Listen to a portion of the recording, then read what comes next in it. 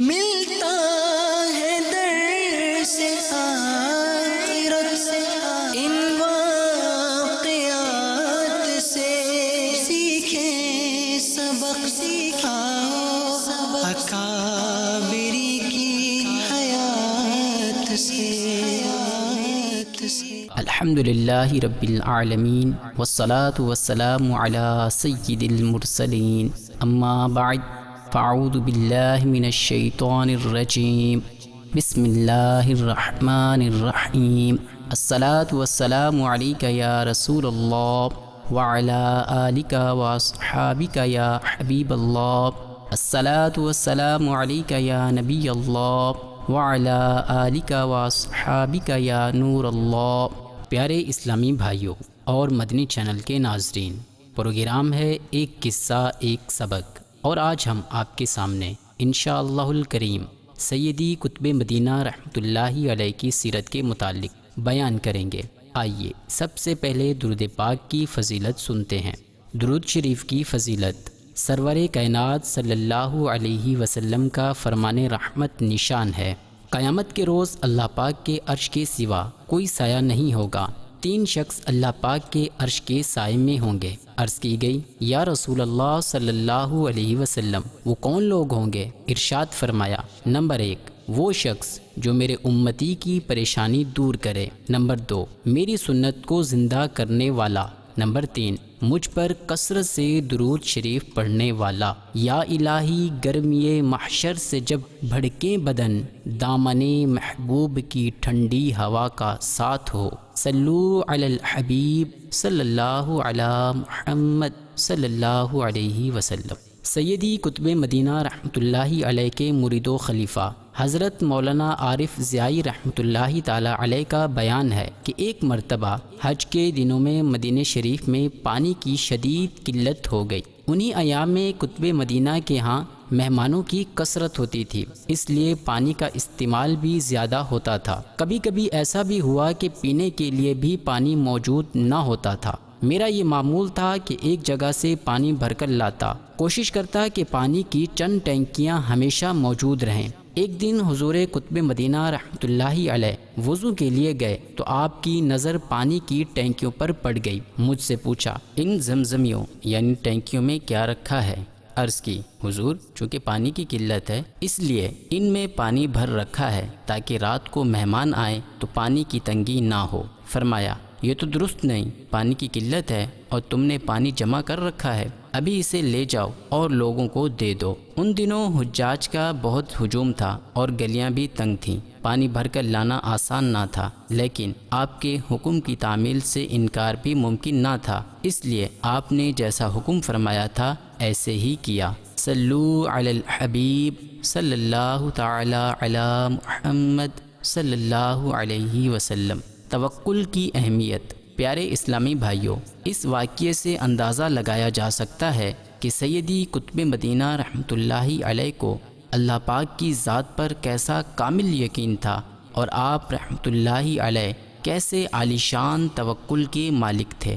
ذرا سوچئے، اگر ہم میں سے کسی کے گھر مہمان آنے کے امکانات ہوں تب گھر میں تیاری کا عالم کیا ہوتا ہے۔ وہ ایٹم جن کے استعمال ہونے کے تھوڑے بہت بھی امکان ہوں وہ بھی پہلے سے منگوا کے رکھے جاتے ہیں تاکہ عین موقع پر پریشانی نہ ہو، جبکہ وہ شے جس کا استعمال میں آنا یقینی ہو اس کا تو خاص طور پر اہتمام کیا جاتا ہے۔ پانی ایسی چیز ہے جو کثرت سے استعمال ہوتی ہے۔ ہونا تو یوں چاہیے تھا کہ سیدی قطب مدینہ رحمۃ اللہ علیہ مہمانوں کے لیے پانی کا ذخیرہ کرنے پر خوشی کا اظہار کرتے اور شاباش دیتے، لیکن کسی بھی چیز کو ذخیرہ کرنا اور اسے محفوظ یعنی سیو کر کے رکھنا یہ بزرگان دین کی سوچ کے خلاف ہے، اسی لیے حکم صادر فرمایا کہ یہ پانی تقسیم کر دیں۔ عاشق مصطفیٰ ضیاء الدین، زاہد و پارسا ضیاء الدین، کیسے بھٹکوں گا میرے ہیں میرے رہبر و رہنما ضیاء الدین۔ صلو علی الحبیب صلی اللہ علی محمد صلی اللہ علیہ وسلم۔ توکل کیا ہے؟ پیارے اسلامی بھائیوں، معلوم ہوا ہمارے بزرگان دین خود بھی توکل کے پیکر ہوتے تھے اور دوسروں کو بھی اس کی ترغیب دیتے تھے۔ ہمیں بھی خود میں توکل کی صفت پیدا کرنی چاہیے۔ افسوس کہ آج کے اس نفسا نفسی کی دور میں ہم توکل سے بہت دور ہو گئے ہیں، حالانکہ اسلام توکل کی بڑی ترغیب دیتا ہے۔ توکل کے معنی اللہ پاک پر اعتماد کرنا اور کاموں کو اس کے سپرد کر دینا۔ توکل سے مقصود یہ ہوتا ہے کہ بندے کا اعتماد تمام کاموں میں اللہ پر ہونا چاہیے، بندوں پر نہیں۔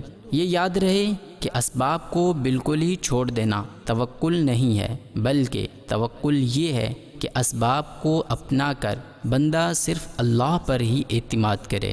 توکل کی تعریف کا خلاصہ یہ ہے کہ اسباب کو اختیار کرنے کے بعد نتیجہ اللہ پاک کی ذات پر چھوڑ دیا جائے۔ ہمیں سوچنا چاہیے کہ کیا ہم ایسا کرتے ہیں؟ کیا واقعی ہم میں توکل پایا جاتا ہے؟ کیا ہم بھی اسباب اختیار کرنے کے بعد اللہ کی ذات پر بھروسہ کرتے ہیں؟ عموماً جب بھی کوئی بڑا اور اہم کام درپیش ہو تو سب سے پہلے ہم اس کام کو سر انجام دینے کی پلاننگ کرتے ہیں، پھر اس پلاننگ کے ایک ایک گوشے پر عمل کرتے ہیں۔ اب اگر نتیجہ یعنی رزلٹ ہماری مرضی کے خلاف نکل آئے تو اس وقت ہماری کیا حالت ہوتی ہے؟ ہم کس قدر دل برداشتہ ہوتے ہیں اور مایوسی کے کیسے گہرے سمندروں میں ڈوب جاتے ہیں۔ اس کی بنیادی وجہ یہی ہے کہ ہم پلان ترتیب دینے کے بعد اس بات سے بے خبر ہو جاتے ہیں کہ ایک ذات ایسی بھی ہے جس کی قدرت ہماری پلاننگ پر غالب ہے۔ ہم یہ بات بھول جاتے ہیں کہ پلان بنانا اور اس پر عمل کرنا تو ہمارا کام ہے، لیکن اس سے نتیجہ یعنی رزلٹ نکالنا یہ رب کائنات کے دستے قدرت میں ہے، یعنی ہم توکل سے محروم ہوتے ہیں۔ اسی وجہ سے صحیح نتائج نہ ملنے پر ہم مایوس اور دل برداشتہ ہو جاتے ہیں، حالانکہ ہمیں اپنے ہر ایک کام میں توکل کو پیش نظر رکھنا چاہیے۔ توکل سے منہ موڑنا کس قدر خطرناک ثابت ہو سکتا ہے، اس کا اندازہ اس حکایت سے لگائیے۔ ایک کفن چور نے حضرت بایزید بسطامی رحمۃ اللہ علیہ کے ہاتھ پر توبہ کی۔ حضرت بایزید رحمۃ اللہ علیہ نے قبروں کے احوال کے متعلق اس سے سوال کیا تو اس نے جواب دیا، میں نے تقریباً 1000 قبروں سے کفن چرائے، لیکن سوائے 2 مردوں کے باقی تمام کے منہ قبلے کی جانب سے پھرے ہوئے تھے۔ تو آپ رحمۃ اللہ علیہ نے فرمایا، ان لوگوں کو رزق کے بارے میں اللہ پر توکل نہیں تھا، اس لیے قبر میں ان کے چہرے قبلے سے پھرے ہوئے تھے۔ پیارے اسلامی بھائیوں، مقام غور ہے کہ توکل سے منہ موڑتے ہوئے فقط وسائل ہی کو سب کچھ سمجھ بیٹھنا کس قدر خطرناک ثابت ہو سکتا ہے۔ اس لیے اپنے اندر توکل پیدا کرنے کی کوشش کیجیے۔ اللہ پاک ہمیں توکل جیسی عالیشان صفت سمیت تمام نیک اعمال بجا لانے کی توفیق عطا فرمائے، آمین بجاہ النبی الامین صلی اللہ علیہ وسلم۔ نام و نسب و تاریخ پیدائش۔ پیارے اسلامی بھائیوں، ہم حضور سیدی قطب مدینہ رحمۃ اللہ علیہ کی حیات مبارکہ کے متعلق سن رہے تھے۔ آپ رحمۃ اللہ تعالی علیہ کا نام ضیاء الدین احمد ہے۔ آپ رحمۃ اللہ علیہ خود ارشاد فرماتے تھے کہ میرا پیدائشی نام احمد مختار ہے۔ میرے دادا حضرت شیخ قطب الدین قادری رحمۃ اللہ علیہ نے بعد میں میرا نام ضیاء الدین رکھ دیا تھا۔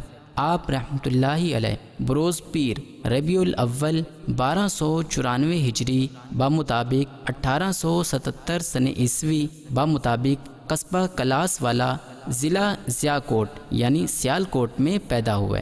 حلیہ مبارک۔ آپ رحمۃ اللہ علیہ درمیانے قد سے تھوڑے بلند، گندمی رنگت کے ساتھ باروب اور پرکشش شخصیت کے مالک تھے۔ کتابی چہرہ، کشادہ اور نورانی پیشانی جس کے درمیان میں ایک باریک رگ ہمیشہ ظاہر رہتی، ناک مبارک اونچی، آنکھیں سیاہ بڑی اور خوب روشن، لمبے اور باریک آبرو جو آپس میں قدرے ملے ہوئے تھے، پلکیں لمبی اور گھنی، رخسار سرخی مائل قدرے بھرے ہوئے، ان میں سے دائیں رخسار پر تل، داڑھی مبارک گھنی خمدار ایک مٹھی کے برابر، لمبی گردن، چوڑا سینہ، ہاتھوں کی انگلیاں لمبی، ہتھیلیاں گوشت سے پر اور بے حد نرم تھیں۔ الغرض آپ رحمۃ اللہ علیہ نہایت حسین اور دلکش حلیے کے مالک تھے۔ ابتدائی تعلیم۔ آپ رحمۃ اللہ علیہ نے ابتدائی تعلیم اپنے دادا جان سے حاصل کی، پھر ضیاءکوٹ یعنی سیالکوٹ کے مشہور عالم و عارف حضرت علامہ مولانا محمد حسین نقشبندی رحمۃ اللہ علیہ سے پڑھا۔ اس کے بعد مرکز الاولیاء یعنی لاہور گئے اور وہاں کے بڑے بڑے علماء کرام سے تعلیم حاصل کرنے کے بعد مشہور محدث اور عالم دین حضرت علامہ وسیع احمد صورتی رحمۃ اللہ تعالی علیہ کے حلقہ درس میں شامل ہو گئے اور تقریباً 4 سال تک ان سے تعلیم حاصل کرنے کا سلسلہ جاری رہا۔ سیدی قطب مدینہ رحمۃ اللہ تعالی علیہ فرماتے ہیں، ہمارے پنجاب سے حدیث شریف کا دورہ کرنے کے لیے لوگ پیلی بھیت یعنی ہند میں بھیجے جاتے تھے۔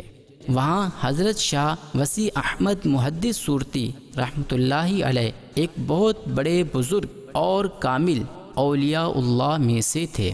میں بھی ان کی خدمت میں حاضر ہو کر حدیث شریف کے دورے میں شریک رہا۔ وہاں سے درس نظامی کی تکمیل کی اور دورہ حدیث شریف کے بعد سند فراغت حاصل کی۔ سرکار اعلیٰ حضرت شاہ امام احمد رضا خان رحمۃ اللہ تعالی علیہ نے خود اپنے ہاتھوں سے آپ رحمۃ اللہ تعالی علیہ کی دستار بندی فرمائی۔ بعد میں حضرت محدث صورتی رحمۃ اللہ تعالی علیہ سے خلافت کا شرف بھی پایا۔ بیت و خلافت سیدی قطب مدینہ رحمۃ اللہ تعالی علیہ کے استاذ حضرت وسیع احمد صورتی رحمۃ اللہ تعالی علیہ کو امام اہل سنت مجدد اعظم شاہ امام احمد رضا خان رحمۃ اللہ تعالی علیہ سے شدید محبت تھی۔ وہ ہر جمعرات کو اعلیٰ حضرت سے ملاقات کی خاطر بریلی شریف تشریف لے جاتے اور ان کے ساتھ نماز جمعہ ادا کر کے کھانا وغیرہ تناول فرما کر پھر پیلی بھیت یعنی ہند واپس تشریف لے جاتے۔ حضرت محدث صورتی رحمۃ اللہ تعالی علیہ کے ساتھ ان کے 2 شاگرد بھی بریلی شریف حاضر ہوتے۔ ان میں سے ایک حضرت سیدی قطب مدینہ رحمۃ اللہ تعالی علیہ تھے۔ خود سیدی قطب مدینہ رحمۃ اللہ تعالی علیہ ارشاد فرماتے ہیں، حضرت علامہ وسیع احمد محدث صورتی رحمۃ اللہ تعالی علیہ کی عادت مبارکہ تھی کہ ہر جمعرات ظہر کی نماز پڑھی، کھانا کھایا، عصر کے قریب ٹرین کا وقت ہوتا جو بریلی جاتی، اس گاڑی میں بیٹھ جاتے اور مغرب سے پہلے بریلی شریف پہنچ جاتے۔ جمعہ کی رات یعنی شب جمعہ اور جمعہ کا دن اعلیٰ حضرت کی خدمت میں رہتے، نماز جمعہ کے بعد کھانا کھاتے اور پھر پیلی بھیت یعنی ہند واپس آ جاتے۔ اس طرح 3 برس سے زیادہ اعلیٰ حضرت رحمۃ اللہ تعالی علیہ کی زیارت ہوتی رہی۔ انہی حاضریوں کے دوران سیدی قطب مدینہ رحمۃ اللہ تعالی علیہ سرکار اعلیٰ حضرت رحمۃ اللہ تعالی علیہ سے 1314 سن ہجری میں بیعت ہو گئے اور 1315 ہجری میں اعلیٰ حضرت رحمۃ اللہ تعالی علیہ نے آپ کو شرف خلافت سے بھی نواز دیا۔ اس وقت آپ کی عمر مبارک صرف 21 برس تھی۔ سرکار اعلیٰ حضرت رحمۃ اللہ تعالی علیہ سے شرف خلافت پانے والوں میں آپ کی ذات گرامی 11ویں نمبر پر تھی۔ سفر بغداد سیدی قطب مدینہ رحمۃ اللہ تعالی علیہ علوم و فنون کی تکمیل کے بعد اپنے شیخ سرکار اعلیٰ حضرت کی اجازت سے اپنے وطن واپس ہوئے۔ کچھ مدت تک ضیاء کوٹ یعنی سیال کوٹ میں قیام فرمایا۔ سیال کوٹ کے قریب ہی کلاس والا میں آپ کی جاگیر تھی، وہاں تشریف لے گئے اور پھر وہاں سے بغداد مقدس کے سفر کا آغاز فرمایا۔ حضور غوث اعظم شیخ عبد القادر جیلانی رضی اللہ تعالی عنہ کی خانقاہ معلیٰ میں تقریباً 9 برس سے کچھ زائد عرصے تک قیام پذیر رہے۔ اس دوران سیدی قطب مدینہ رحمۃ اللہ تعالی علیہ نے کئی بزرگان دین کی زیارتیں کی اور ان سے فیض حاصل کیا۔ مدینہ منورہ میں رہائش 1327 سن ہجری کو سیدی قطب مدینہ رحمۃ اللہ علیہ عرب شریف میں حاضر ہوئے اور ہمیشہ کے لیے مدینہ شریف میں ہی رہنے لگے۔ جب آپ رحمۃ اللہ تعالی علیہ مدینہ شریف میں داخل ہوئے اس وقت ترکوں کی حکومت تھی، جب ہی وہاں کئی جیت علماء کرام جلوہ فگن تھے، اسی لیے آپ رحمۃ اللہ تعالی علیہ کو دربار سید الانبیاء صلی اللہ علیہ وسلم میں بار بار حاضری کی سعادت ملنے کے ساتھ ساتھ وہاں کے کئی مشائخ کرام سے فیض یاب ہونے کا شرف بھی نصیب ہوا۔ مشہور عاشق رسول اور بہت بڑے عالم دین علامہ شیخ یوسف بن اسماعیل نبہانی رحمۃ اللہ تعالی علیہ جو اکثر مدینہ طیبہ میں رہتے تھے، سیدی قطب مدینہ رحمۃ اللہ تعالی علیہ نے ان سے بھی ایک طویل عرصے تک استفادہ کیا۔ اخلاق و عادات سیدی قطب مدینہ رحمۃ اللہ تعالی علیہ نہایتی پسندیدہ اوصاف و اخلاق سے متصف تھے۔ ہمیشہ یاد خدا میں ڈوبے رہتے، شب بیدار اور تہجد گزار بزرگ تھے۔ اشراق، چاشت اور اوابین کی نمازیں ادا کرنا آپ کا معمول تھا۔ کمزوری اور بڑھاپے کے باوجود ایام بید یعنی ہر قمری ماہ کی 13، 14 اور 15 تاریخ کے روزے ترک نہیں فرماتے تھے۔ ہمیں بھی فرض نمازوں کے ساتھ ان نوافل کو ادا کرنے اور نفل روزے رکھنے کی عادت بنانی چاہیے۔ سیدی قطب مدینہ کے بارے میں منقول ہے کہ آپ کو اٹھنے بیٹھنے میں بڑی تکلیف ہوتی تھی، مگر پھر بھی وضو کے لیے جاتے وقت کسی کا سہارا نہ لیتے تھے۔ دشواری کے باوجود خود ہی کھڑے ہوتے اور وضو فرماتے۔ سادگی آپ کا شعار تھی۔ سنت رسول کی اتباع میں آپ نے بھی بکریاں پال رکھی تھیں، ان کے دودھ سے مہمانان رسول کی ضیافت فرماتے۔ آپ رحمۃ اللہ علیہ کا گھر حجاج و زائرین کا ٹھکانہ تھا۔ عرب شریف میں آپ بہت مشہور تھے۔ عرب و عجم میں آپ کے مریدین اور خلفاء پھیلے ہوئے ہیں۔ آپ رحمۃ اللہ تعالی علیہ گفتگو بہت کم فرماتے۔ آپ کے ہاں ہر روز بعد نماز عشاء مستقل محفل میلاد منعقد ہوتی تھی، جو ان کے وصال تک جاری رہی۔ عربوں جیسی مہمان نوازی آپ کا خاصہ تھی۔ مہمان نوازی کی عادت۔ چائے کے 3 تھرماس آپ رحمۃ اللہ تعالی علیہ کے پاس ہمیشہ بھرے رکھے رہتے تھے۔ مہمانان مصطفیٰ کو ان میں سے چائے پیش کی جاتی، جیسے ہی ایک تھرماس خالی ہوتا تو اوپر گھر میں بھیج دیا جاتا۔ کچھ دیر کے بعد چائے سے بھرا ہوا واپس لوٹ آتا۔ سارا دن یہی سلسلہ جاری رہتا۔ رات کو لنگر کے بعد سب کی چائے سے تواضع کی جاتی۔ پھر حضرت رحمۃ اللہ تعالی علیہ تھرماسوں کی طرف اشارہ کر کے فرماتے، ان میں کچھ ہے؟ اگر کچھ بچی ہوتی تو عرض کی جاتی، بس ایک تھرماس میں تھوڑی سی چائے باقی ہے۔ فرماتے، یہ بھی ایک ایک گھونٹ پلا دو۔ پھر فرماتے، فریج میں دیکھو، اگر کچھ ہو تو وہ بھی تقسیم کر دو۔ دنیا سے بے پرواہی کا عالم یہ تھا کہ فریج میں آپ کے اہل خانہ کے گھر کی ضروریات کا سامان رکھا ہوتا تھا، اسے بھی تقسیم کر دینے کا حکم فرماتے تھے۔ آپ رحمۃ اللہ تعالی علیہ کی خدمت میں جو بھی آتا حسب مراتب اس کی پذیرائی فرماتے۔ آپ کا دروازہ سب کے لیے کھلا ہوتا اور دسترخوان سب کے لیے عام ہوتا۔ آپ کے پاس جتنے پیسے بھی آتے سب کے سب خرچ فرما دیتے، کچھ بچا کر نہ رکھتے اور اکثر مہمانوں پر خرچ فرماتے۔ مریدین کی اصلاح۔ پیارے اسلامی بھائیوں، سیدی قطب مدینہ رحمۃ اللہ علیہ ہمیشہ سنتوں کی پاسداری کرتے۔ آپ خود بھی شریعت پر عمل کرتے اور مریدین کو بھی شریعت مطہرہ پر عمل کرنے کی ہدایت فرماتے۔ خصوصاً نماز کی پابندی کی بہت تاکید فرماتے۔ اکثر فرماتے کہ نماز کے بغیر کچھ نہیں۔ اگر کوئی نصیحت کے لیے عرض کرتا تو فرماتے، بیٹا نماز پڑھا کرو، نماز کو مضبوطی سے پکڑ لو۔ مریدین مخلصین کی اصلاح ہر وقت ان کے پیش نظر ہوتی۔ عقائد و اعمال میں درستگی کی ہمیشہ تاکید فرماتے۔ آپ کی صحبت میں غرباء اور فقراء کو دیکھ کر پرانے بزرگوں کی یاد تازہ ہوتی۔ تواضع و انکسار آپ کا مزاج تھا۔ مثال پرملال اور تدفین۔ آپ رحمۃ اللہ تعالی علیہ اپنی شفقتیں اور محبتیں ہمیشہ لٹاتے رہے، یہاں تک کہ 4 ذوالحجۃ الحرام 1401 سن ہجری بمطابق 2 اکتوبر 1981 بروز جمعہ مسجد نبوی شریف کے مؤذن نے اللہ اکبر کہا اور سیدی قطب مدینہ رحمۃ اللہ تعالی علیہ نے کلمہ شریف پڑھا اور آپ رحمۃ اللہ تعالی علیہ کی روح قفس عنصری سے پرواز کر گئی۔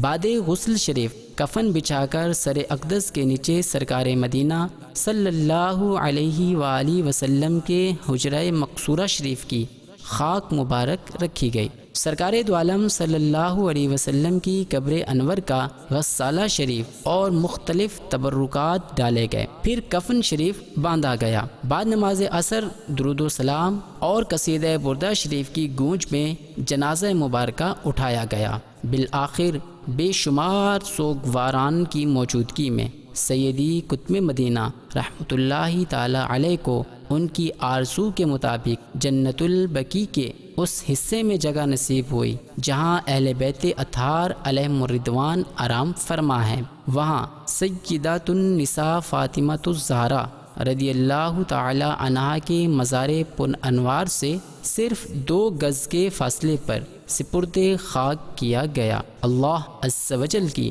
ان پر رحمت ہو اور ان کے صدقے ہماری بے حساب مغفرت ہو، آمین بجاہ النبی الامین صلی اللہ علیہ وآلہ وسلم۔ شیخ طریقت امیر اہل سنت بانی دعوت اسلامی حضرت علامہ مولانا ابو بلال محمد الیاس عطار قادری رضوی سیائی دامت برکاتہم العالیہ اپنے پیر و مرشد سے انتہائی محبت و عقیدت کا اظہار کرتے ہوئے اپنے مجموعہ کلام وسائل بخشش میں لکھتے ہیں، جام عشق نبی پلا کے مجھے مست و بے خود بنا ضیاء الدین، میرے دشمن ہے خون کے پیاسے مجھ کو ان سے بچا ضیاء الدین، موت آئے مجھے مدینے میں کر دو حق سے دعا ضیاء الدین، حشر میں دیکھ کر پکاروں گا مرحبا مرحبا ضیاء الدین، مجھ کو دے دو بقیے غرقد میں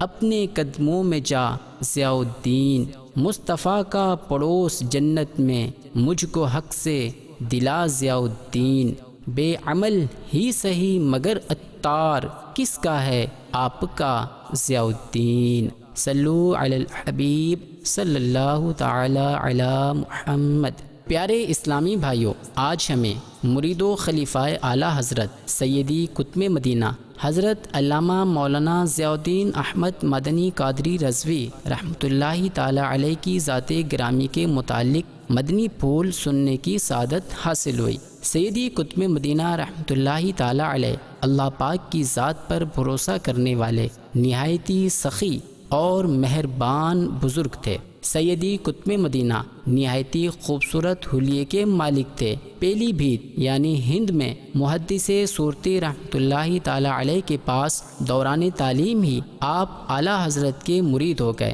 اور بہت جلد خلافت سے بھی نوازے گئے۔ سیدی قطب مدینہ رحمۃ اللہ تعالی علیہ نے طلب علم دین کے لیے مرکز الاولیاء لاہور، ہند اور بغداد شریف کے سفر کیے۔ اشراق چاست اور اوابین کی نمازیں ادا کرنا آپ کا معمول تھا۔